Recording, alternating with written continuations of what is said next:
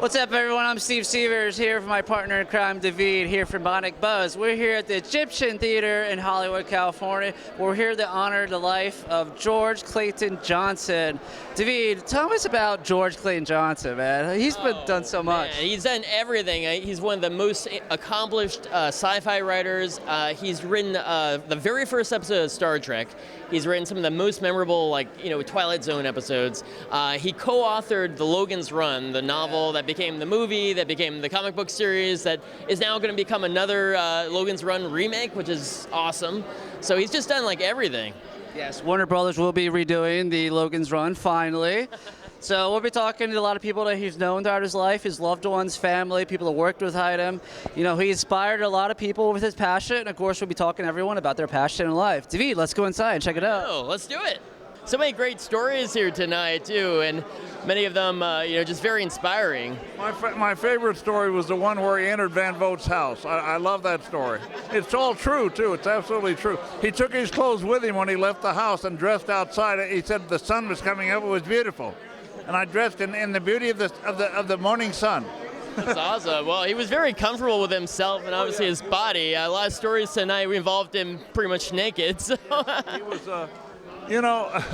The funniest story of all doesn't concern him at all, but I'm going to tell it. Maybe it's in bad taste, but I'm going to tell it anyway.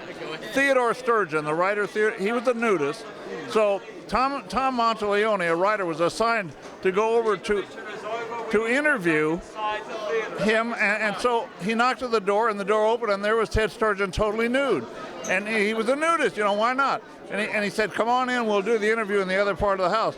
So they wend their way through this house, they get to this platform, and Monteleone has to sit below the platform on a chair, and Sturgeon sits above him, and he said, I spent the entire interview staring at Ted Sturgeon's balls. That's awesome. That's a true story. Well, I wish I had specific personal memories of George. I simply have the opportunity to have spoken his words, and that was an honor in itself. And he actually gave voice to Grasshopper's character in a way that had not been done in prior episodes. So because this was a whole episode around the young Cain being poisoned by a wealthy royal fellow who wants to kind of see what a dying monk would be like, just for his own entertainment. And so he poisons Cain, and Cain, in his dying, in his poison, has these future flash forwards where he actually sees a way out of his situation. He actually fools the other lad into thinking that he was poisoned as well. Oh. And that's how. And so he knows that if he does that the kid will get the antidote for himself, and in turn gets the antidote for Cain, for himself, for this character. So it was a very, very clever way of using the format of the show and writing something that, again, had to do with facing death and transcending it through intelligence, in some way, or in this case, that's what that was about. So it was a really unique episode. So I'm always grateful to George for having written that episode. When you think in terms of memories, I go all the way back to my earliest. And I remember my daddy teaching me to write my name.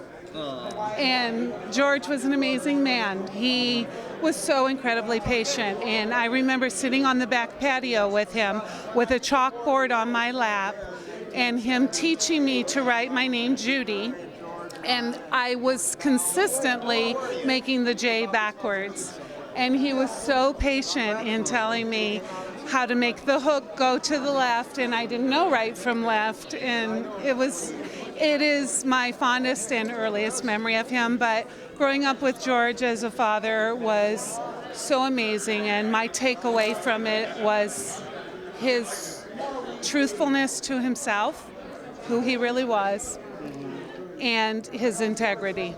Wow, well, now it's going to be kind of inspiring when I try to teach my daughter how to write. So one last question here at Bionic Buzz. We ask people about their passions in life to hope to inspire others to pursue their passions in life. What is your passion in life? My passion in life is to be true to myself like my father was. Very cool. Yeah. Good words there that live by.